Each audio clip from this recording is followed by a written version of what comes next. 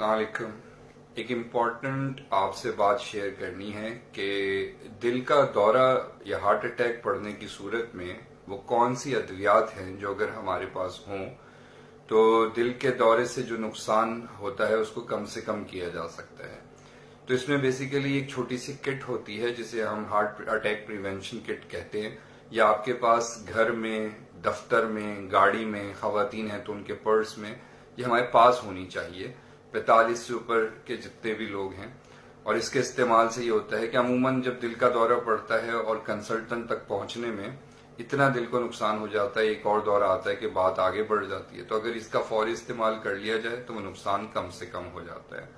इसके अंदर एक आपके पास टैबलेट डिस्प्रिन,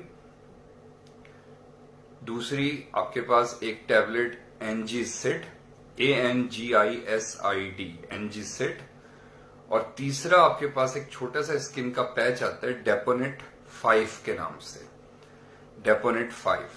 तो अगर आपको दिल में तकलीफ महसूस हो, दर्द हो, खिंचाव हो, ऐसा लगे कोई सीने पे बैठ गया है, सांस लेने में दुश्वारी हो रही हो, ये दर्द जो है वो उल्टे हाथ की तरफ बढ़ रहा हो या गर्दन की तरफ जा रहा हो, तो ये अलामात होती हैं सीने हार्ट दिल के दौरे की। इस सूरत में करना क्या है कि एक टैबलेट डिस्प्रिन जो है वो आपने दांतों से चबा लेनी है और चबाने के बाद निगल लेनी है। आपने पानी का इस्तेमाल नहीं करना।